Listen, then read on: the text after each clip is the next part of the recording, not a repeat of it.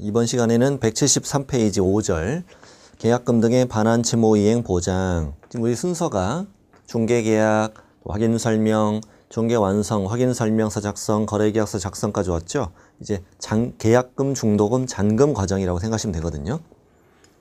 여러분 옥션, 인터넷 쇼핑몰 있죠. 이런 데서 물건 살 때 이렇게 되죠. 판매자가 이쪽에 물건을 올리죠. 그리고 구매자는 이 사이트에서 물건을 사죠. 이 물건의 대금도 A한테 주죠. 그럼 이쪽에서 입금을 확인하고 물건을 보내요. 물건을 보내고 마음에 들면 여기에서 수수료를 먹고 나머지 판매 대금을 이쪽으로 입금해 주는 방식이에요. 이 둘 간의 거래가 안전히 끝날 때까지 제3자가 대금을 대신 갖고 있는 거예요. 직거래를 했을 때의 문제는 입금했어. 물건이 왔어. 택배가 왔는데 빈 상자, 벽돌 뭐 이런 문제가 있잖아요. 그래서 둘 간의 거래가 안전히 끝날 때까지 가운데 수수료 먹으면서 거래를 도와주고 대금을 대신 보관하는 이런 방식을 영어로 에스크로우라고 해. 에스크로우. 이 방식을 부동산 거래에도 적용한 걸 계약금 등의 반환 채무 이행의 보장이라고 해요. 영어로는 에스크로우라고 하는데 그 단어는 시험이 되지 않고 계약금 등의 반환 채무 이행의 보장이라고 하는데 밑에 이제 그 내용을 지금부터 말씀드릴게요. 설명 좀 드리면 자, 부동산 거래에서 매도인과 매수인 사이에 자, 매매 계약이 체결되었다. 그리고 이제 계약금 또 중도금 또 잔금까지 치러야 소유권을 넘겨받은 게 우리나라 거래 현실이더라. 그러면 매수인은 잔금 치르고 소유권 넘기기 전까지는 이 계약금 중도금을 매도인이 가지고 있고 소유권도 매도인이 갖고 있다 보니까 좀 거래에 좀 위험성이 있죠. 이중 매매 위험성이나 또는 다른 제한물권 설정해버리는 계약서 쓸 데는 없었는데 이런 여러 가지 문제가 있더라는 거야. 그래서 우리 똑똑한 개업공인중개사는 이런 제도를 한번 소개해보자. 그럼 어떻게 하느냐? 잔금 치르고 소유권 넘길 때까지 이 거래 대금을 제3자가 가지고 있자. 이 자를 뭐라고 부르느냐? 예치 명의자라고 부른다. 이 예치 명의자가 옥션에 속하는 자예요. 예치 명의자의 명의로, 이자의 명의로. 근데 사실 옥션도 금융기관과 연계가 돼 있죠. 대금은 거기다 입금할 테니까. 여기는 이제 뭐라 부르느냐? 예치 기관. 자, 여기에다가 예치를 해보자. 예치 명의자의 명의로 예치 기관에다가 예치를 해봅시다. 라고 개공은 당사자에게 권고할 수 있다. 당사자 모르니까 소개해보는 거죠. 이렇게 해볼래? 그랬더니 매수인은 오케이, 안 오케이? 당연히 오케이죠. 매수인에게 굉장히 유리한 형태의 제도잖아요. 근데 매도인한테 다 끝나고 줄게 대금을 이렇게 하면 좀 싫어할 가능성이 높고. 그래서 매도인의 오케이가 사실 있어야 될 것이고 사실 매수인도 좀 싫어할 수 있어요. 왜냐하면 이 과정에서 드는 비용이 있잖아요. 이 비용은 당연히 누가 부담해야 돼? 매수인이 부담해야지 얘한테 부담을 하고 하면 할 리가 없잖아. 그래서 두 명 다 오케이가 있어야 된다. 그래서 권고해봤자 사실 잘 안 한다. 그러니까 우리가 이런 권고를 받아본 적도 없고 앞으로 할 계획도 없잖아요. 그래서 그냥 권고할 수 있다 그래요. 이 단어는 문제가 예전에는 이 경련으로 문제를 내더니 지금 25, 6, 7, 8, 9, 5년 연속으로 문제가 안 나왔어요. 왜 이렇게 안 내는 거 몰라. 이제 나올 때가 된 것 같은데 안 내요. 우리 이게 충분히 가능성은 있어요. 안 나온 적이 없는 건 아니니까. 여기서 이제 우리가 공부할 건 뭐냐. 누가 예치 명의자가 될 수 있느냐. 이게 가장 중요해요. 예치 명의자가 될 수 있는 자가 가장 중요하고 어디가 예치 기관이 될 수 있느냐. 이것도 이제 알아야 됩니다. 이게 가장 중요하다. 자, 시작하죠. 174페이지 맨 위에. 자, 개업공인중개사는 이렇게 시작합니다. 자, 거기 밑줄 거래 안전 보장 밑에 쭉 설명드린 겁니다. 적혀 있는 걸 말로 설명드릴게요. 거래 안전 보장 이게 이 제도의 목적이라고 봐야죠. 자, 그리고 첫 줄 끝에 거래계약의 이행이 완료될 때까지 이게 예치 시점이죠. 거래계약 의행이 완료될 때까지 예치하기로 한다 하면 5 이렇게 계약의 이행이 완료될 때까지. 잔금 치르고 쓸 거 넘길 때까지. 자, 어떤 돈? 계약금, 중도금 또는 잔금. 가끔 어떻게 내냐면 잔금은 예치 대상에서 제외된다. 그러면 틀려요. 잔금은 포함됩니다. 자, 이걸 누구 명의로? 자, 개업공인중개사 또는 대통령령이 정하는 자의 명의로. 여기까지가 예치 명의자예요. 다시 그리 메모하셔도 돼요. 개업공인중개사 또는 대통령령이 정하는 자의 명의로. 여기까지가 예치 명의자. 자, 이들의 명의로 어디에 예치하자? 금융기관, 또 공제사업을 하는 자, 또 신탁업자 등 여기에 예치하도록 당사자에게 권고할 수 있다. 여기가 예치기관이죠. 금융기관, 공제사업자, 신탁업자, 여기 예치기관, 여기에 예치할 것을 권고할 수 있다. 밑에 쭉 설명된 게 그거예요. 근데 이 반가로 4번 예치권고로 내려가세요. 4번 내려가시면 권고해야 한다 이면 틀려. 의무가 아니라는 게 가장 중요하다. 예치를 권고할 수 있다. 권고할 수 있다. 권고해야 한다가 가장 많이 나왔던 거고, 거꾸로 이렇게 물은 적도 있어요. 거래 당사자가 계약금 등의 예치를 먼저 개공에게 의뢰한 경우, 해달라고 의뢰한 경우 개공은 거부할 수 있다 없다? 거부할 수 있다. 밑에 다 적혀 있죠. 서로에게 의무가 아닙니다. 서로 쌩 해도 됩니다. 뭐라고? 못 쓰게 해도 됩니다. 다 모른 척 해도 됩니다. 자, 그러면 이제 가장 중요한 건 저 밑에 예치 명의자. 자, 계약금 등은 개업공인중개사 또는 대통령령이 정하는 자의 명의로 예치할 수 있습니다. 그럼 대통령령이 정하는 자가 2번에서 6번, 7번까지입니다. 지금 2번에서 6번이 아닌데 7번인데 잘못 썼는데 또 죄송합니다. 7번입니다. 2번에서 7번. 잘 본다고 했는데 7번이라고 수정하세요. 7번이라고 수정하시고 2번, 7번. 자, 일단 개업공인중개사는 예치 명의자가 될 수 있습니다. 일단 개공은 될 수 있다는 거 아셔야 되고, 소공은 예치 명의자가 될 수 없는데 시험에 아직 안 나왔습니다. 개공은 예치 명의자가 될 수 있다. 그리고 대통령령이 정하는 자가 2번에서 7번이에요. 자, 공, 은, 보, 신, 채, 전문회사 이렇게 외워요. 자, 같이 외워볼게요. 공은 보신채 전문회사. 시작. 공은 보신채 전문회사. 공은 보신채 전문회사. 공은 보신채 전문회사. 자, 공이 누구예요? 공제사업을 하는 자. 공제사업을 하는 자가 우리 법의 협회. 공제사업을 하는 협회 이렇게 되기도 해요. 은은 은행법에 따른 은행. 시험에 나올 때 무슨 법인지 꼭 써줘요. 은행법에 따른 은행. 다음 보험업법에 따른 보험회사. 그 다음에 자본시장과 금융투자에 관한 법률에 따른 신탁업자. 그 다음에 우체국 예금보험에 관한 법률에 따른 채신관서.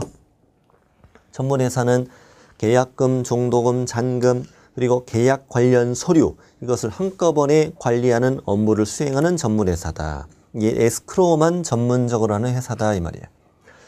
그러니까 이 기관에 에스크로 사업을 허용한 거예요. 여기에 규정된 기관만 이 에스크로 사업을 할 수 있다라고 법에서 허용한 때 그렇게 이해하시면 되거든요. 잘 안 하고 있어요, 지금 사실은. 처음에 이 제도를 도입할 땐 매우 활성화될 거라고 생각했는데 뭐 일반인들이 잘 이용 안 하니까 미국에서는 이게 많이 활성화된 제도거든요. 그럼 예치기관은 어디냐? 공금신. 여기는 이제 똑같아요. 공제사업자, 그다음에 금융기관, 신탁업자인데 시험 문제에 예치 명의자가 아닌 자를 찾아라는 되게 잘 나와요. 근데 예치 기관이 아닌 걸 찾아라는 안 나와요. 예치 기관이라는 용어는 현재 법이 없고 이건 제가 지어낸 말이에요. 지어낸 말이고 예치 명의자라는 용어는 있어요. 예치 기관이 아닌 걸 찾아라 이렇게는 못 내요. 이런 용어가 없어요. 이건 우리 만들어낸 거야. 그냥 여기다가 예치할 것을 권고할 수 있다. 문제 낼 때 예치 명의자가 아닌 자를 찾아라. 찾으면 돼요. 찾으면 되고 또 이렇게 낼 수 있어요. 은행의 명의로 공제사업을 하는 자에 예치할 수 있다. 5. 보험회사의 명의로 금융기관에 예치할 수 있다. 5. 이런 식으로 낼 때 이 중에 이제 골라서 내는 거고 이걸 틀리게 내지 않아. 절대. 여긴 틀리지 않으니까 이것만 잘 외우면 돼요. 개공과 공은 보신채 전문회사. 시작. 개공과 공은 보신채 전문회사. 개공과 공은 보신채 전문회사. 자, 오른쪽 예치기관. 그 다음에 양거로 3번. 이건 암기하는 거 얘기. 암기하는 거고. 양거 3번은 뭐냐면 현재 계약금 중도금이 예치되어 있어요. 예치되어 있고 아직 잔금 치르기 전이에요. 전인데 매도인이 급하대 라고 찾아왔어. 그래서 아직 잔금 전이지만 계약금 중도금을 미리 수령하고 싶다라고 찾아온 거예요. 원칙적으로는 미리 수령이 안 되는 거죠. 안 되는데 미리 수령은 예외적으로 가능하게 제도를 만들었어요. 자, 그러면 매도인이 계약금 중도금을 미리 수령했거든요. 근데 그 이후에 이 매매 계약이 해제가 될 수도 있지 않겠냐. 이럴 경우는 미리 수령해 간 금액을 매수인에게 반환해야 돼. 이 계약 해제되면 원상 회복의 의무가 있으니까 이걸 반환해야 되는데 이걸 만약에 반환하지 못했다면은 예치 명의자가 이걸 먼저 줘버린 책임을 져야 되는 문제가 생기더라. 그러니 당신이 이걸 미리 수령하고 싶다면 미리 수령해 간 후 계약이 뭐 됐을 때, 해제됐을 때 이 계약금 중도금을 반환할 것을 보장해야 되지 않겠냐. 이 보장을 하는 보증서를 떼라. 이걸 보장해 준다는 보증서를 떼서 예치 명의자에게 교부하면 미리 수령할 수 있다. 이렇게 만든 제도예요. 이걸 이 누구한테 주느냐가 제일 중요해요. 예치 명의자에게 교부한다. 미리 수령할 수 있다. 동그라미 1번 다시 읽어보죠. 자, 계약금 등 예치했어. 이때 매도인하고 임대인 얘네 둘은 그 다음 줄 그 당의 계약을 나중에 해제했을 때 나중에 해제됐다면 이 말이지. 나중에 그 계약이 해제됐다면 계약금 등의 반환을 보장해야 될 텐데 이 보장해 준다는 내용의 금융기관이나 보증보험회사에서 발행하는 보증서를 발급하더라. 이 보증서를 누구한테 주어라? 예치 명의자에게 교부하면 미리 수령할 수 있습니다. 그 예치 명의자 자리에다가 제 생각엔 매수인에게 이렇게 낼 가능성이 높다고 봐요. 예치 명의자를 주의하세요. 예치 명의자. 동그라미 2번은 부연 설명이에요. 자, 이제 큰 2번. 큰 2번의 제목이 뭐예요? 개공의 명의로 예치하는 경우에 개공의 의무라고 돼 있어요. 방금 우리 개업공인중개사는 예치 명의자가 될 수 있다고 그랬어요. 근데 개공의 명의로 예치를 했다 이거야. 예치했다면 좀 불안하지 않아요? 개공이 권고했어. 겨우 두 사람의 승낙을 받아냈는데 있잖아 개공이 뭐라고 하냐면 있잖아 그 돈은 내 통장에 넣어놓을게 이렇게 얘기하는 거죠. 그렇게 하면 당사자가 갑자기 째려보죠. 아 왜요 사장님? 사장님 뭐 들고 튀시게? 불안하잖아. 그러니까 이 중에 가장 덜 믿음직스러운 사람이 누구예요? 개공인데 기어이 자기 통장에 넣겠다는 거야. 이럴 때는 다음에 의무를 져라 이 말이야. 양거로 1번 첫 줄 계약금 등을 개업공인중개사 명의로 금융기관 등에 예치할 것을 의뢰했어요. 당사자가 의뢰했으면 개공은 당사자와 아래 세 가지를 약정해야 된다. 자, 아래 세 가지 약정이 됩니다. 첫 번째, 계약 이행이 나중에 완료됐을 때, 도중에 계약이 해지됐을 때 계약금 등의 인출을 어떻게 할 것이냐라는 거래 당사자의 동의 방법을 약정해야 한다. 두 번째, 반환채무 이행 보호장에 소요되는 실비, 이 과정 속에 드는 비용은 이따가 매수인이 부담한다고 나올 텐데 지금 누가 부담하냐 이걸 말하는 게 아니라 매수인이 어느 정도 비용을 부담할 것인가를 약정해야 한다. 거래 안전을 위해 필요한 사항도 약정해야 한다. 자, 이제 문제 내볼게요. 계약금 등을 개업공인중개사 명의로 예치하는 경우 개업공인중개사는 계약 이행이 완료될 때 계약금 등의 인출에 대한 거래 당사자의 동의 방법을 약정해야 한다. 이러면 O 이렇게 푸는 거야. 또 개공의 명의로 예치하는 경우 개공은 반환채무 이행 보호장에 소요되는 실비에 대하여 약정해야 한다. O 이렇게 푸는 거라고요. 누구 명의로 할 때만? 개공 명의로 할 때만. 뭐 은행의 명의로 예치하는 경우 그러면 틀리는 거죠. 그럴 때는 우리가 개공이 나설 이유가 없잖아요. 어려운 거 아니에요. 첫 밑에 양거로 2번. 이건 더 쉬워요. 자, 그 계약금 등을 자기 명의로 금융기관 등에 예치했다. 그 자기는 개공 말하는 거죠. 개공 자기 명의로 예치했다면 자기 소유 예치금과 분리하여 관리될 수 있도록 해야 된다고 당연한 거 아니야? 또 예치된 계약금 등을 거래 당사자 동의 없이 인출하면 안 된다. 좋아요. 이것도 시험에 다 나왔어요. 황당히 나왔어요. 중개사무소의 수입 지출을 관리하는 개공의 명의의 예금 통장에 예치할 수 있다. 그러면 안 되지. 분리해서 관리하라고. 당사자 동의 없이 인출할 수 있다. 이렇게 나온 적도 있어. 황당하게. 없다. 양가로 3번. 걔도 이어집니다. 역시 누구 명의로? 개공 자기 명의로 금융기관 등에 예치했습니다. 개공 명의에 예치했습니다. 그러면 그 계약금 등을 거래 당사자에게 지급할 것을 보장해야 될 것이다. 개공이 들고 튈까 봐 지급 보장을 하자. 어떻게? 그 예치 대상이 되는 계약금 등에 해당하는 금액을 보장하는 보증법이나 공제 가입하거나 공탁을 해야 된다는 거지. 예치 대상, 예를 들면 계약금과 중도금을 예치하였다. 개공 명의로 예치하였다 이거야. 그러면 그 계약금과 중도금을 나중에 개공이 지급해 줄 것을 보장해야 한다는 거예요. 그래서 그 계약금 중도금만큼 보증법 또는 공제 가입하거나 공탁이라 이거지. 그래서 그 예치 대상이 되는 계약금 등에 해당하는 금액만큼만 보증 설정하면 되고 당사자에게 그 증서 사본을 교부하거나 전자문서를 제공해야 된다 이거죠. 가입했다고 증명해라 이거지. 다 누구 명의로 할 때? 개공 명의로 예치할 때 지는 의무다. 결국 뭐 하지 말란 얘기죠. 뭐 이게 귀찮아서 하겠습니까 이거? 다음 실비 청구권. 개공은 의뢰인으로부터 계약금 등의 반환 침해 보장 소유되는 실비를 받을 수 있어. 이걸 실비라고 부르는데 이건 누가 받아만다? 매수 임차, 취득 의뢰인에게 청구할 수 있다. 얘한테 청구한다면 안 됩니다. 이거 되게 잘 나옵니다. 이거. 매수 임차 의뢰인에게 청구한다. 이 단어에서 가장 잘 나오는 지문입니다. 누구에게 청구하냐 이거지. 밑에 위반시 제재는 중요하지 않으니까 그냥 참고만 하세요. 밑에 이 문제는 한번 풀어보시고요. 이 단원이 끝났습니다. 단원이 끝났고 자, 그 다음에 이제 하는 건 뭐냐면 손해배상 책임과 보증 설정 의무다. 지금까지 이제 우리 의뢰인 만나서 헤어질 때까지 이걸 다 봤어요. 다 봤는데 이 과정 속에서 개공이 사고 치면 책임져야 돼라는 손해배상 책임 이를 보장하기 위한 보증 설정 의무를 배우는 단원이다라고 생각하시면 되고 매년 출제가 됩니다. 그 위에 뭐 한 열 몇 줄 이렇게 돼 있는 거 있죠? 이거에 대해서 지금 설명을 드릴 텐데 밑에 박스 법조문을 보면서 설명해 드릴게요. 자, 30조 제목은 손해배상 책임 보장 1항.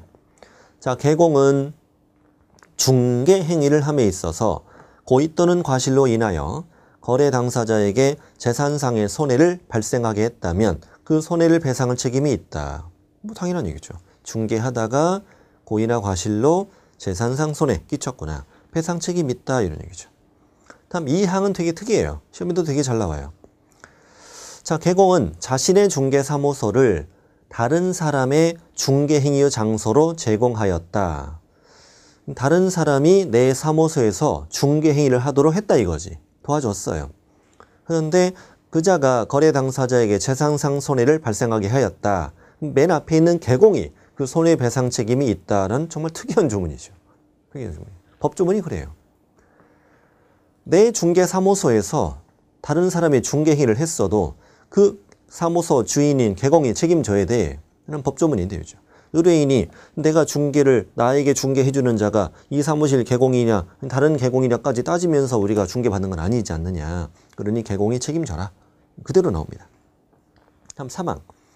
자, 개공은 업무를 개시하기 전에 1항과 2항 두 가지 손해배상 책임을 보장하기 위하여 보증법이나 공제 가입하거나 공탁을 해야 합니다. 자, 이 제도를 한번 흐름을 한번 보도록 하죠. 자, 법의 30조 1항 들어갑니다. 30조 1항은 개업공인중개사가 이렇게 시작해요. 개업공인중개사는 어떤 행위를 하다가 중개 행위를 하다가 고의, 일부러, 과실, 부주의로 거래 당사자, 중개 의뢰인에게 어떤 손해를 발생시켰느냐? 재산상 손해. 재산상의 손해를 발생시켰다면 그 손해를 배상할 책임이 있다. 자, 의뢰인이 개공에게 직접 손해배상 청구를 할 수 있죠. 할 수 있는데 이거는 민법 적용하는 거예요. 민법에 따라 손해배상 청구할 수 있다 이거죠. 직접 손해배상 청구하는 건 사실 쉽진 않아요. 왜냐하면 이미 개공이 도망가고 없다 이럴 수도 있고 베트남 갔대. 언제 올지 모른대. 또 개공이 찾아갔더니 배째래. 뭐 이럴 수도 있잖아. 이럴 경우엔 뭐 이거 받기 쉽지 않지 않냐 이거죠. 그러니 이 공인중개사법은 민법이든 특별법이니까 우리 법에 특별한 규정을 만들자. 당신은 보증 설정할 의무를 지자. 보증을 설정하자 이거죠. 자, 공인중개사인 개공은 1억 원 이상, 법인은 2억 원 이상의 보증 설정을 하자. 첫 번째, 보증보험 가입. 자, 이거 예전에 설명드렸죠. 서울보증보험에 가입한다고. 보험료 한 15만 원 정도 내면 1억짜리 보증서 준다. 물어주고 구상권. 협회에서 운영하는 공제 가입해도 된다. 공제. 공제료 1년에 20 몇만 원 내요. 내면 협회가 1년간 보증서 주고 1억까지 물어주고 구상권. 여기 가입하거나 아니면 공탁, 법원에 1억을 공탁해도 된다. 이럴 사람은 거의 없겠지만. 그러면 개공의 무슨 행위로? 중개행위로 인한 고의과실로 재산상손해가 발생했다면 이때는 손해 입은 의뢰인은 그 보증기관에 보증보험금 또는 공제금 또는 공탁금을 청구할 수 있는 제도를 무슨 법에 만들었다? 공인중개사법에 만들었다 이 말이에요. 직접 손해배상 청구하기 어려우니까 이렇게 이런 제도를 대체제를 만들자 이거죠. 자, 그런데 의뢰인이 이제 일단 협회가 아니 개공이 협회에 공제에 가입했다. 하나만 일단 예를 들어보자고. 공제에 가입했다고요. 그럼 의뢰인이 협회에 공제금을 청구하고 싶다는 거야. 공제금을 청구하려면 이 30조 1항의 요건이 그대로 만족되어야 됩니다. 첫 번째, 행위자는 반드시 누구여야 된다? 개공이어야 합니다. 그런데요, 이 행위자가 소속 공인중개사나 중개보조원일 때도 마찬가지가 되느냐 이거 한번 생각해 봅시다. 자, 소공 또는 보조원의 중개행위로 고의 또는 과실로 재산상손이 발생했어요. 이때도 의뢰인은 공제금 청구할 수 있다. 있다 없다? 있다. 왜? 소공 또는 보조원의 업무상 행위는 개공의 행위로 본다라고 했으니까. 그러니 행위자가 누구일 때도 소공이나 중개보조원일 때도 그로 인해 발생한 손해에 대해서도 공제금 청구할 수 있다라고 답하셔야 돼요. 행위자는 개공이거나 또는 소공보조원이어야 한다는 얘기지. 자, 그런데 이런 일이 있었네.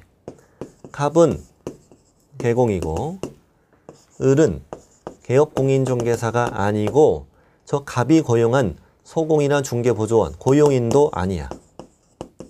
그냥 아는 사람인데요. 이자가 또 매도인하고 잘 아는 사람이었어. 이 집을 팔아주기 위해서 둘이 같이 중개한 거야. 실제 사건이에요. 같이 중개했는데 이로 인해서 손해가 발생했어요. 판사님은 너는 7천 물어주고 너는 3천을 물어주라라고 한 거야. 이럴 경우에 과연 이 을로 인하여 발생한 손해 부분, 이 손해 부분을 공인중개사법을 적용하여 공제금을 청구할 수 있느냐 이 부분도. 자, 느낌 있다 없다? 없지. 왜냐하면 너는 개공도 아니고 저 갑이 고용한 소공보조원도 아닌데 이자로 발생한 손해 부분을 공인중개사법을 적용할 수는 없지 않냐. 그냥 민법을 적용할 뿐이지. 너에게 직접 손해배상 청구를 할 수 있을 뿐인 거지. 그래서 행위자는 누구 해야 된다고? 개공이나 또는 소공보조원이어야 한다. 이런 그 말이에요. 그 말이 이제 저 밑에 원인 행위, 그 반가로 1번 행위자, 동그라미 1번 개공 또는 그가 고용한 고용인으로 인하여 발생한 재산상손에 대하여 보증기관에 손해배상 청구할 수 있어요. 그러므로 개업공인중개사 및 그 고용인이 아닌 제3자로 인하여 발생한 손해에 대하여는 공인중개사법에 따른 손해배상 책임이 발생하지 않으며 민법에 따른 배상 책임을 물을 수 있다 이거죠. 이 부분이 이번에도 시험에 나왔어. 29회 때도. 예전에도 한번 나왔었고. 개공도 아니고 소공보조원도 아닌 자로 인해서 발생한 손해 부분에 대해서 공제금 청구할 수 있다. 또는 공인중개사법에 따른 책임을 물을 수 있다 하면 X로 문제 고르면 돼요. 밑에 판례가 그거죠. 밑줄 친 거 읽어볼까요? 개공이나 그 보조원이 아닌 자에게 공인중개사법에 의한 손해배상 책임을 물을 수는 없다. 그 자에게 공인중개사법에 책임 물을 수 없다. 이면 공제금 청구 안 된다는 그런 얘기예요. 동그라미 2번. 그런데 소공 또는 보조원의 업무상 고의과실로 인해 손해가 발생한 경우는 의뢰인은 자신의 고의 또는 과실의 여부와 관계없이 배상 책임진다고 그랬지. 무과실 책임. 그리고 의뢰인은 보증기관에 청구할 수 있다. 3번도 중요해요. 그런데 이번에 누가 중개했어요? 개업공인중개사의 중개행위로 인하여. 자, 누가 중개했어요? 개공이 중개행위를 했어요. 근데 의뢰인이 손해를 입었는데 이때는 개공은 자신의 고의 또는 과실이 없으면 그때는 책임을 지지 않아요. 이거 조심해야 돼. 이거 헷갈려요, 지금. 자, 지금 누가 중개했다고요? 개공이 중개행위를 했어요. 근데 어떤 이유로 손해가 발생했어요. 근데 개공은 자신의 고의나 과실이 전혀 없대요. 그럼 난 책임 안 지는 거지. 가끔 이렇게 따져요. 아니, 개공이 중개행위했고 손해가 발생했는데 왜 고의 과실이 없어요? 없대잖아요. 그렇게 하면 돼요. 어떻게 하라고요? 없대잖아. 없는 걸 나보고 어떡해. 집이 그냥 불났나 보지. 번개 쳐서 막 무너졌나 보죠. 우리 시험 문제 푸는 거니까요. 더 이상 따지지 마세요. 밑에 시험에 지문 나온 지문이에요. 나온 지문. 자, 누가 중개? 개업공인중개사가 중개행위를 했어요. 당사자에게 손해 입혔어요. 그런데 이때 개공은 자신의 고의 또는 과실과 관계없이 손해배상해야 된다. X. 자신의 고의 과실 없으면 책임지지 않는다. 자, 그래서 2번하고 3번을 잘 비교해야 돼요. 소공보조원이 사고 쳤을 땐 개공은 자신의 고의 과실 여부와 관계없이 책임지는 거야. 근데 내가 중개했을 때는 내 고의 과실이 없으면 난 책임 안 진다. 이렇게 시험이 그렇게 답하면 돼. 우리 시험 문제를 잘 풀면 된다고. 더 이상 따지지 말라고요. 거기까지만. 됐어요. 그렇게 내는 걸 나보고 어떡해. 그렇게 문제를 내면 됩니다. 화내는 거 아닙니다. 여러분께 화내는 게 아니에요. 자, 그렇게 문제를 풀면 된다. 우리 문제만 잘 풀면 된다. 화이팅. 예? 화이팅. 동그라미 2번, 3번을 제가 잘 이렇게 설명해 드렸으니까 그렇게 문제 푸시면 돼요. 그 지문도 잘 익혀두고. 이 지문이 상당히 어려운 지문이에요. 풀기 어려운 지문입니다. 자, 그 다음 행위자 봤어요. 행위자. 행위자를 봤고 그 다음 행위는 무슨 행위? 중개행위로 인하여 발생한 손해만 청구할 수 있습니다. 개공이 개인적으로 사기쳤어. 이걸로 공제금을 청구할 수 있는 말이 안 되지. 공인중개사법에 따른 공제기관인데 그래서 반드시 중개행위로 인하여 발생한 손해여야 돼. 그래서 거기 중개행위로 발생한 손해여야 보증기관에 손해배상 청구할 수 있다. 만약에 개공이 한 행위가 중개행위가 아니었다면 의뢰인은 공인중개사법에 따른 책임을 물을 수는 없고요. 직접 청구할 수 있을 뿐이죠. 민법에 따라. 대표적으로 한번 예를 들어볼게요. 중개행위에 대한 예를 한번 들어보자고. 자, 이 1번 근저당권이 설정되어 있는 아파트예요. 아파트인데 개공이 지금 임대차, 전세를 중개하고 있어요. 근데 이 근저당권이 있다는 거를 설명해 주면 안 들어갈 것 같은 거야. 보비는 받고 싶은데. 그래서 근저당권을 개공이 설명해 주지 않았어. 없다고 그랬어. 깨끗하다고. 이 집에 등기부 출력해. 표제부, 갑구, 을구 있는데 을구를 버려버려. 표제부랑 갑구만 보여주는 거야. 이 집은 을구도 없네? 이렇게 보여줘. 그리고 이제 이 의뢰인은 저당권이 있는 걸 모르고 전세에 들어갔어요. 근데 나중에 경매가 돼버렸네. 경매가 되어 임차인은 보증금을 상당히 잃어버렸어요. 그럼 재산상 손해가 발생한 거죠. 자, 그러면 질문.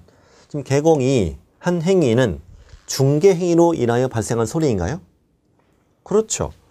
근저당권을 당연히 설명해 줄 의무가 있잖아요. 이걸 설명하지 않았다면 성실 정확하게 확인 설명하지 않은 거니까 당연히 이런 중개행위로 인해서 발생한 재산상 손해이지. 자, 그런데 문제는 피해를 입은 자가 이걸 입증해야 한다고 그래. 뭘 입증한다고 하냐면 개공이 나에게 근저당권 설명해 주지 않았다는 걸 입증해야 한다는 거야. 어떻게 입증하지? 뭘로? 확인설명서. 그렇죠. 확인설명서에 근저당권이 빠져 있겠지. 그리고 여기에 개공이 서명 및 날인하잖아. 그래서 이걸 찾아갔지. 개공한테. 손해배상하라고. 나쁜 놈. 그랬더니 개공이 내가 쓴 게 아닌 것 같대. 어디서 지워왔대. 의뢰인이 이 사람이 당신은 여기다가 서명 및 날인에 뭐가 있잖아. 자필 서명. 인장 날인했네. 7mm, 30mm 하트 도장했네. 그랬더니 개공이 왜 이렇게 잘 알아? 혹시 공부해? 자, 미안해. 그래서 너에게 내가 손해배상 해줄게 라고 손해배상의 합의서를 적어주었다. 그러면 중개 의뢰인은 이 손해배상 합의서를 들고 협회에 공제금을 청구하면 공제금 준다 안 준다 찍어봐요. 이따 나와요. 공제금 줍니다. 자, 근데 합의서는 안 써져. 의뢰인은 개공 상대로 손해배상 청구 소송해야 돼. 소송해서 판사님 앞에서 또 딱 입증했더니 판사님도 확실히 공부하는 애는 다르대. 훌륭해. 손해배상해. 라고 이제 판결문을 써주었다. 이걸 협회에 제출하면 공제금 받을 수 있다. 이런 과정으로 중개행위인지를 입증하는 거예요. 입증하는데, 자, 그런데 이제 어떤 일이 있었느냐. 자, 밑에 있는 판례 보실 텐데, 판례. 중개행위이냐 아니냐라고 이제 대법원까지 간 사건들이에요. 사건이 좀 복잡했던 거죠. 이렇게 이제 판결문을 받아가지고 협회에다가 제출했더니 이쪽에서는 중개행위가 아니라는 이유로 우리는 공제금 못 주겠다는 거야. 그럼 의뢰인은 다시 협회를 상대로 또 소송을 해야 돼. 공제금 내놓으라고. 그래서 이제 여기서 대판 싸운 거죠. 대법원까지 가서. 중개행위야, 아니야. 이걸로 싸운 사건들이야, 이게. 그래서 판단 기준 읽어보겠습니다. 판단 기준 되게 중요합니다. 판사님 이렇게 설명해 줍니다. 어떤 행위가 중개행위에 해당하는지 여부는 거래 당사자 보호의 목적을 둔 이 법 취지에 비추어 볼 때, 그 다음 중요합니다. 잘 체크하세요. 개업공인중개사가 진정으로 거래 당사자를 위하여 거래를 알선 중개하려는 의사를 갖고 있었느냐고 하는 개공의 주관적 의사에 의하여 결정할 것이 아니라. 딱 끊으세요. 자, 여기까지 한번 설명해 볼게요. 개업공인중개사가 진정으로 저 두 사람을 위해서 중개할 의사가 있었느냐, 이걸 이 주관적 의사라고 그래요. 이 말이 내 마음속으로, 개공이 내 마음속 저 사람을 위해, 저 두 사람을 위해 진정으로 중개할 의사가 있었느냐, 이걸 말하는 거야. 이걸로 판단할 것이 아니래. 그럼 생각해보세요. 여러분, 저 개공이 나한테 중개해 주는데 저 마음속으로 진정으로 중개할 의사가 있었느냐는 알 수 있어, 없어요? 어떻게 알아요? 저 속을. 내가 내 속도 모르는데. 가끔 우리도 그렇잖아. 나도 내가 왜 이런지 모르잖아. 그렇잖아, 우리. 그러니까 그 주관적인 의사로 판단한다. OX. 그럼 틀리는 거예요. 다시 문제 낼게요. 중개행위인지 여부는 개업공인중개사가 진정으로 중개할 의사가 있었느냐라고 하는 개공의 주관적인 의사로 판단해야 한다.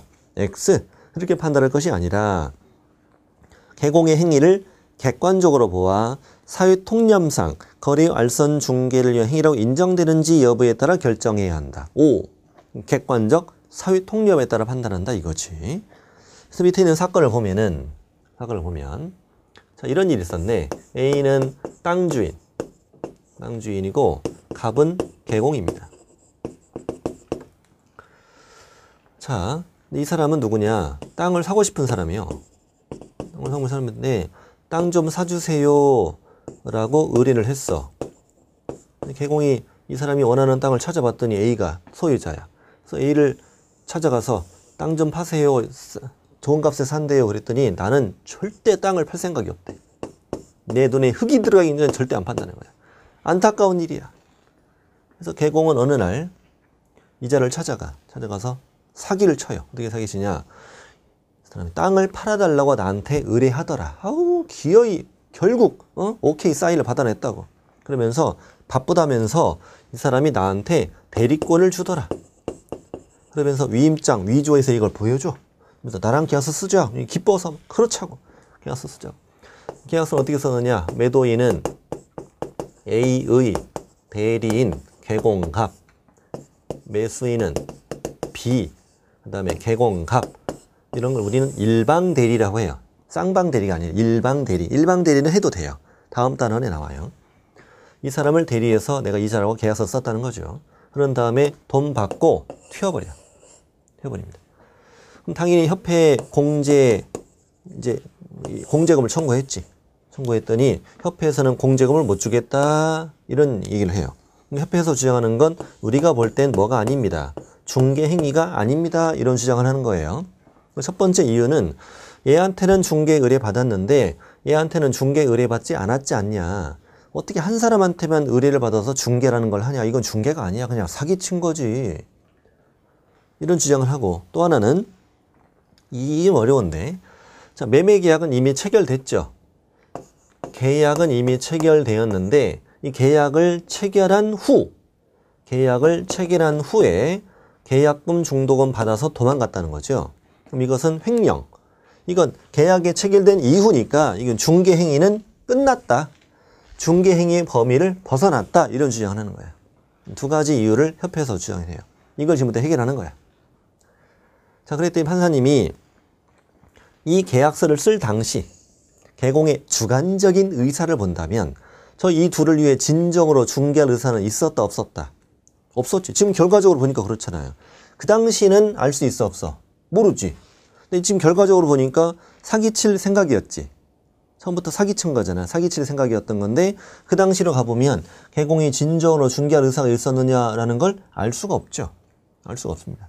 근데 그렇게 판단할 것이 아니라 객관적 사회통념에 따라 판단해보자. 객관적 제3자의 시각으로 이걸 바라보자 이거지. 계약서 쓸 당시로 가서 제3자의 시각으로 바라보면 A로부터는 뭘 받았고 대리권을 받았고 B로부터는 중개 의뢰를 받아서 개업공인중개사가 중개하는 모습으로 보여진다. 그러니 이건 중개행위다. 이 사람한테 의뢰받지 않았지만 의뢰받았다고 했지 않냐? 그러면 두 사람 모두로부터 의뢰받아 중개할 모습을 보여준다는 거지. 그게 이제 2번. 그래서 중개행위의 범위 안에는 개공이 거래 당사자 쌍방으로부터 중개 의뢰를 받는 경우뿐만 아니라 밑줄 일방 당사자 의뢰에 의하여 중개대상물의 매매견 임대차 그 밖의 권리의 득실 변경에 관한 행위를 해 알선 중개하는 경우도 포함된다. 그러면 5 이렇게 풀면 돼요.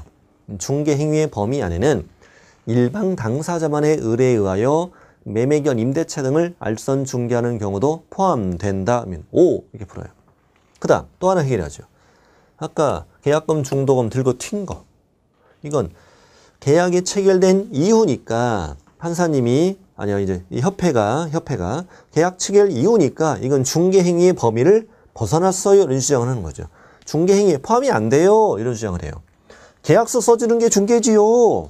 그 이후에 들고 튀는 게 뭔 중개예요. 이런 주장을 해요. 그랬더니 판사님이 그 말은 틀린 말은 아니다. 협회의 너 주장은. 왜냐하면 계약이 체결되고 계약서 쓰고 확인설명서 써주면 중개행위는 끝난 거지. 끝난 거. 그 이후의 과정은 계약금, 중도금, 잔금 이 과정을 도와주는 건 이건 중개행위는 아닌 것이지. 이게 원칙이지. 근데 판사님이 근데 이 개공은 단순히 계약의 체결까지만 도와주는 데 그쳤던 것이 아니라 그 이후의 과정까지 적극적으로 개입을 하여 내가 잘 전달해 주겠다라고 했지 않냐. 그러면 일반적인 사회 통념상 사람들은 저 행위를 중개행위라고 생각한다 안 한다? 한다. 자, 개공이 B한테 줘봐 내가 전달해 줄게. 그랬더니 의뢰인이 사장님의 그 행위는 중개행위가 아니므로 나는 못 줘요. 이런 사람 없지 않냐. 다 중개라고 생각하지. 그러니 개공이 이걸 잘 받아 전달해 줄게 라고 받아서 이걸 횡령하는 것은 사회 통념상 무슨 행위다? 중개행위다. 그래서 3번.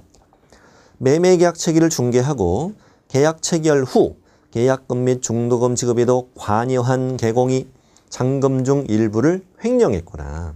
횡령했다면 이거는 30조 1항이 정한 개공이 중개행위를 함에 있어서 거래 당사자에게 재산상 손해 발생한 경우 이것으로 봐야 한다. 그러니 이것도 공제금을 줘라. 30조 1항에 해당한다 이거지. 배당 책임이 있으니까 줘라. 이것도 중개행위다. 자, 2번, 3번 지금 다 중개행위네. 자, 4번 어떨까 볼까? 4번. 이쪽이 좀 사연이 길어서 좀 길어집니다. 내용이 여기는. 그냥 편안히 보세요. 결론만 아시면 되는데 우리는. 사연 하면 알 필요가 있잖아. 자, 이번엔 어떤 일이 있었느냐. A는 오피스텔을 분양받았어요. 분양받았는데 아직 내 앞으로 등기는 안 돼 있어요. 잔금을 치르긴 전이에요. 자, 개공입니다. 자, B는 오피스텔 임차를 하러 찾아왔습니다. 개공이 이제 소개시켜줬지. 임대차를 지금 중개하는데 B가 보니까 A 앞으로 등기가 안 돼 있는 거야. 좀 불안하잖아. 그래서 지금 내가 전세 계약을 체결하고 당신에게 계약금을 주기는 하겠으나 잔금 때까지 이걸 완료하기로 조건을 걸자. 첫 번째, 당신 앞으로 등기 완료되기로 하자. 그 다음에 또 하나는 근저당권 절대 있으면 안 된다. 이런 조건을 걸고 하나라도 위약이 되면 계약은 파기하고 계약금의 2배를 물어주기로 하자. 이렇게 하고 개공이 계약서 썼어. 잘 썼죠. 근데 잔금대가 왔지. 잔금대 셋이 만났더니 개공이 등기부를 떼보니까 A 앞으로 등기가 돼 있어. 좋아. 오케이. 근데 이제 근저당권이 딱 설정돼 있는 거야, 이게. 또 이거 이제 B가, 이거 위약이네? 위약. 계약금 깨고 2배 내놔. 했더니 A가 그때서야 내가 이게 부족해가지고 내 앞으로 등기를 할 수가 없잖아. 돈이 없는데 대출은 안 나오고. 그래서 일단 당신한테 전세금 받아가지고 잔금 받아가지고 이걸 막으려고 일단 일시적으로 대출을 받았어. 잘 되지도 않는 걸. 일시적 대출 받았으니까 오늘 당신한테 잔금 받아가지고 당장 막을게. 이렇게 얘기해. 그럼 B는 웬만하면 뭐 그럴 수도 있잖아. 했더니 B가 됐고 내놓으래. 빨리 2배 내놓으래. 그때 개공이 나서가지고 이 사람아 이쪽에서 이렇게 한대잖아. 오늘 이렇게 한대잖아. 진짜 내가 같이 가서 대출금 막을게. 전세금 받아가지고 해줄게. 했더니 B가 됐다고요. 빨리 내놓으라고요. 2배. 막무가내야. 그래서 개공이 안타까워. 안 되겠다 싶어가지고 B한테 네 거 계약서 꺼내봐봐. 이게 B 거 계약서 얘기. B 거 계약서에 개공이 친필로 적어줘. 뭐라고 적어주냐면 오늘 이후로 너에게 손해가 발생하잖아. 그럼 내가 책임진다. 이렇게 적어줘요. 책임질게. B가 상남자네? 아가씨거든. 뿅 갔어. 내 인생에 나를 책임지겠다는 남자는 처음이에요. 완전 감동이에요. 알았어요. 그렇게 할게요. 그리고 이제 잔금을 치르고 A랑 갑이랑 같이 가서 은행 가서 대출금을 막아요. 진짜로 같이 가서 막아요. 은행 앞에서 헤어졌죠. 헤어졌는데 A가 다시 그 은행에 들어가요. 아직 근저당권 말소가 안 돼 있잖아요. 지금 말소 안 된 상태에서 다시 대출을 받고 풀로 대출을 받고 전세금 받는 거 날라버려. 그리고 그 집은 나중에 경매가 됐지. 보증금 날라갔어요. 그래서 개공에게 찾아와. 책임진다고 그랬지 않냐고. 책임지라고. 그랬더니 개공이 나 최선을 다했다.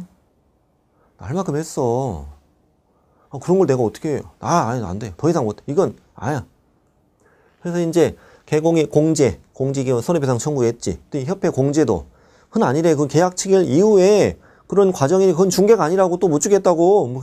그래서 또 대법원까지 갔네. 자, 결국 이제 2가지. 개공이 책임진다. 책임지라고 그랬을까 말라고 했을까? 판사님은 책임져라 봐라. 책임지라고 그랬어. 왜? 네가 이런 말을 써주지 않았더라면 결국엔 손해는 없었을 것이 아니냐. 책임진다고 했으면 책임져야지. 책임져라.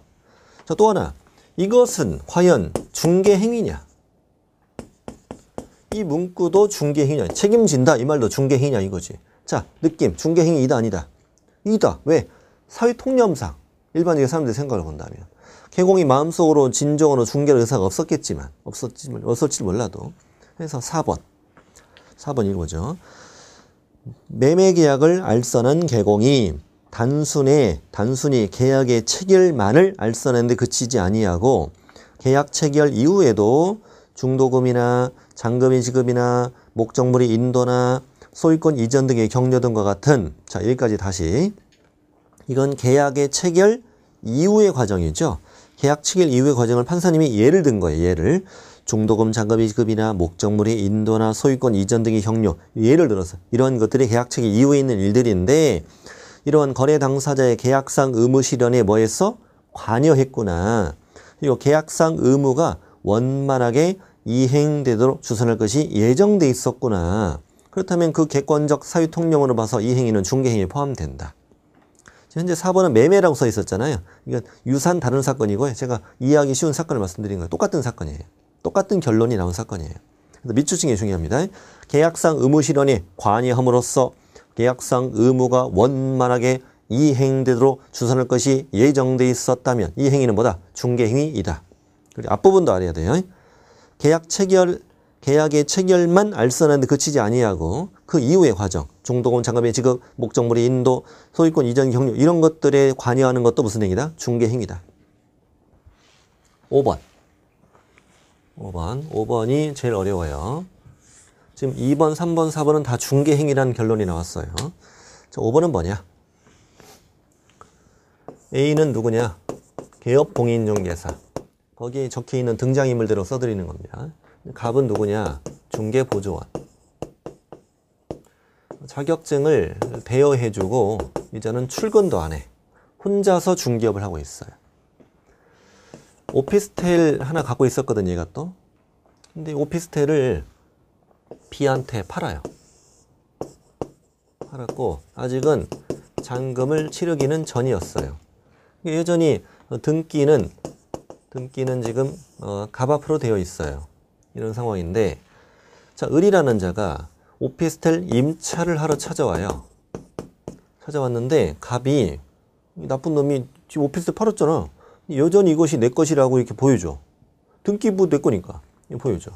보여주고 특별히 월세 아니고 전세로 내주겠대. 그래서 이걸 전세 계약을 또 체결해. 전세 계약을 체결하고 이걸 돈 받고 또 여기서 잔금 받고 소유권 이전 등이 해주고 튀어버려. 양쪽에 돈 받고 튀어버린 나쁜 놈. 그래서 이제 이 B는 낙동강 오리알 된 거죠. 이자가 이사 왔잖아. 여기 또 이사 오면 황당한 사건이 된 거죠. 이사 오는. 그래서 이제 이 A가 가입한 또 어디 공제 손해배상 청구했지. 했더니 판사님이 이거 판단한 겁니다. 어떻게 판단하느냐? 이 전세 계약서를 한번 보자. 이 전세 계약서를 보자. 갑과 을이 작성한 전세 계약서. 보면은 임대인은 누구로 되어 있고 갑으로 되어 있고 임차인은 을로 되어 있어 지금. 근데 이 계약서를 누가 작성했지? 이 계약서 작성한 자 누구? 갑이야. A가 작성했다면 이건 중개로 볼 수 있죠. 근데 이건 갑이 작성했어. 그러면 갑은 내가 직접 누구랑 을과 직접 임대차 계약을 체결한 것이지 이 갑의 행위가 임대차를 중개했다고 볼 수는 없지 않냐. 내가 직접 얘랑 계약한 거지 이게 뭔 중개야. 중개라는 건 니네 둘 간의 계약을 내가 도와주는 게 중개인 것이지 이건 중개가 아니다.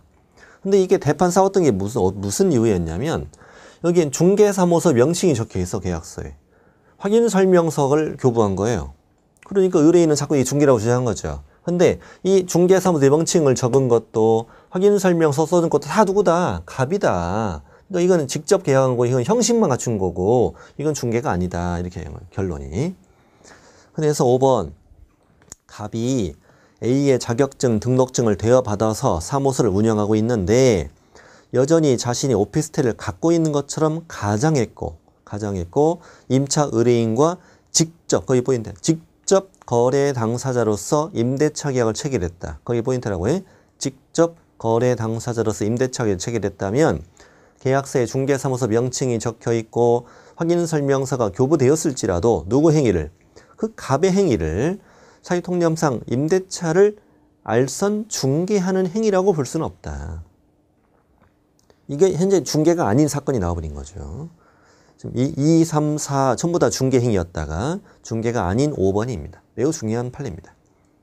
판례를 쭉 공부하셨어요. 시간이 좀 걸렸지만. 자, 현재 여기까지 온 거예요. 중개 행위. 중개 행위로 인하여 발생한 손해에 대해서만 공제금 청구할 수 있어요. 이거야. 일단 금방 끝났어요. 이제. 어떤 손해만? 재산상 손해만 보장하고요. 정신적인 위자료 청구, 또 관절염, 위궤양 이런 건 안 돼요. 이런 거 실이 나오지도 않아요. 재산상 손해만 공제금 청구할 수 있다 이런 얘기예요. 그다음 원인 행위가 또 하나 있어요. 아까 원인 행위는 내 중개사무소를 다른 사람의 중개인 장소로 제공하였고 이로 인해 재산상손해가 발생했어도 개공은 배상 책임이 있다. 그리고 동그라미 2번, 동그라미 2번. 의뢰인은 개공이 가입한 보증기관에 손해배상 청구할 수 있다. 그래서 30조 1항과 2항. 이 책임을 보장하기 위해 보증 설정을 하고 그랬으니까 1항과 2항의 이요건, 지금까지 배운 이요건이 만족되었을 때만 보증보험금, 공제금, 공탁금 청구할 수 있어요. 이런 얘기를 하고 있는 거예요, 우리가. 우리 배우는 게 그거예요. 이때 판례 한번 읽어보세요. 읽어보시고, 어려운 거 아니에요. 읽어보시고, 재산상 손해. 그렇죠. 여기서 이제 이 부분이 끝났고, 현재 방금 이번 시간을 마치는데 여기까지 한 거야. 손해배상 책임, 공제금을 청구할 수 있는 개공의 손해배상 책임에 대해서 쭉 자세히 공부했고요. 다음 시간에 말을 뭐냐면 보증 설정 제도, 보증 제도에 대해서 자세히 공부하고 다음 단원 건너갑니다.